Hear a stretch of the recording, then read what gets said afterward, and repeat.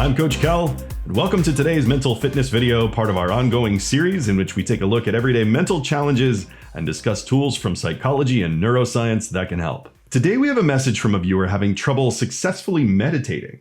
It sounds like she's integrating meditation into her life to help deal with anxiety, and she doesn't feel like she's getting anywhere. I've seen some similar messages around the internet, so I bet she's not alone. Let's dive in. And so she writes, "Dear Coach Kel, I need help. I've always had high anxiety and I finally wanted to do something about it. I saw your video where your friend was running low on mental energy, and I liked the framework that you explained about trying to increase mental health through behavioral change before going straight to medication. That's a good video. I'll link that in the description. I started trying out meditation and mindfulness, and after a few days, I was surprised that I didn't feel much difference in my anxiety at all.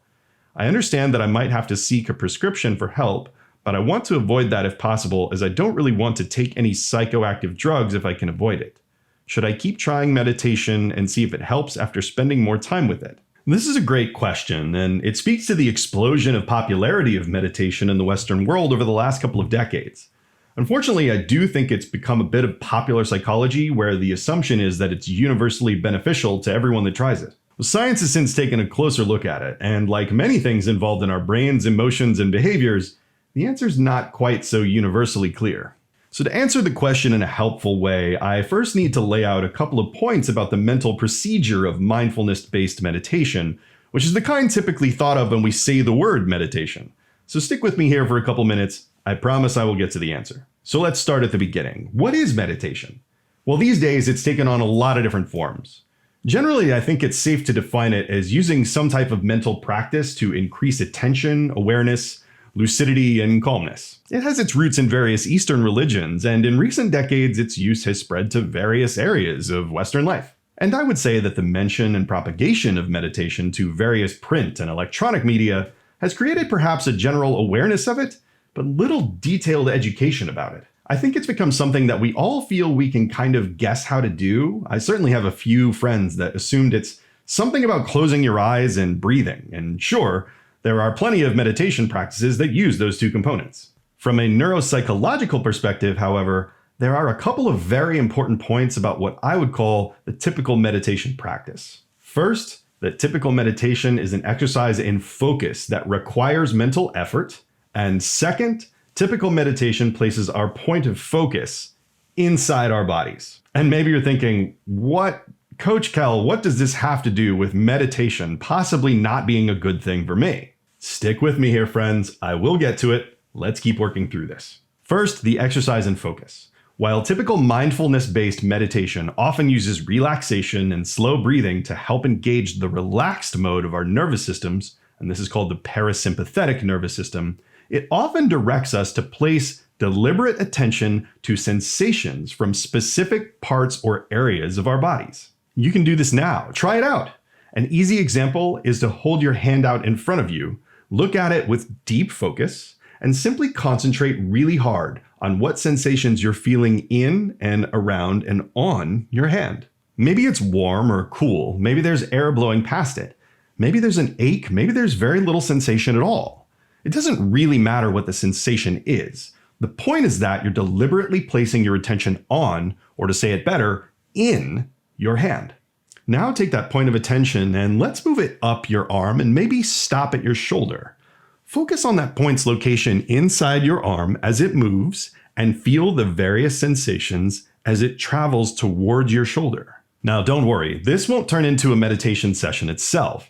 This is just a good way to illustrate that we can select a point of attention in space and move it around. Now let's add to the illustration and talk about when we're not meditating.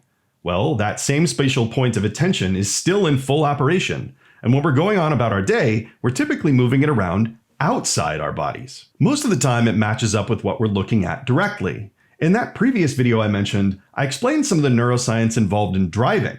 As we drive past signs in traffic and obstacles, we are tossing that point of attention ahead of us and behind us and around us like crazy as we rapidly and precisely ingest information to navigate our way safely.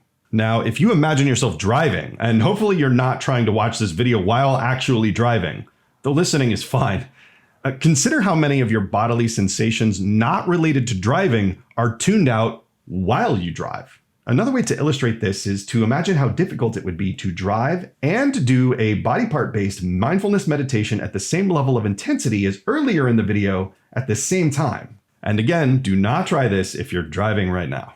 As you imagine that, notice that it will be kind of hard to do because you need your attention outside of your body when you drive. And so you move it there. To bring it all together, come back to the sensations in your hand.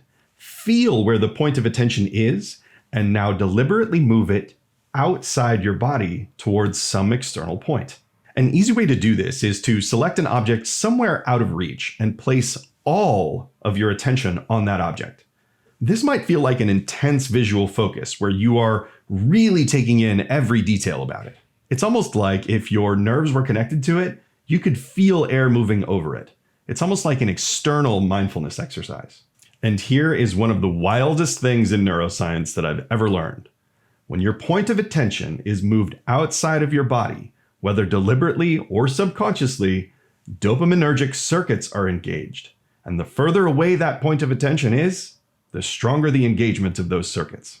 That's right, you can engage dopamine release by deliberately focusing on an external point, and the further away and more intense that point of focus is, the stronger the release. Coach Kel, when are we going to get to the point in the video title? Yes, thank you for sticking with me this long. I'll get to that now. To do that, I'm going to shift gears pretty hard and talk about anxiety and how it relates to meditation and our point of attention. Now, we can end up with high anxiety for all sorts of different reasons, like significant single event or ongoing traumas, neurotransmitter imbalances, mitochondrial disorders, take your pick. But there's often an interesting hallmark of high anxiety. Left to our own thoughts and actions, our point of attention ends up kind of stuck inside our bodies, as if there was a strong force of gravity inside us always pulling it back in. Whereas in more typical situations, we can move our point of attention to internal and external points more freely or with less resistance. The various somatic qualities of anxiety, such as a constant feeling of fight or flight, mental ruminations, emotional unpleasantness, and the various physical sensations of unnecessary fear tend to be pretty uncomfortable overall, and it's hard to tune them out. Before we know it, we're saying awkward things in conversation or avoiding situations altogether, because the discomfort is so strong that we'll do anything to avoid the cause. Now let's say that someone with anxiety learns about the kind of mindfulness-based meditation at the start of the video. What is that meditation going to ask them to do? What's going to ask them to step further into those unpleasant somatic sensations?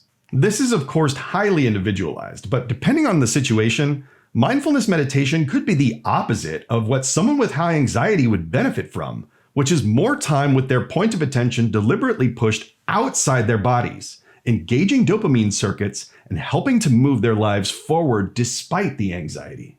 I've experienced this myself, where I was feeling really anxious about something for an extended period of time. I tried a mindfulness meditation script, and at the end of it, I didn't feel much better at all.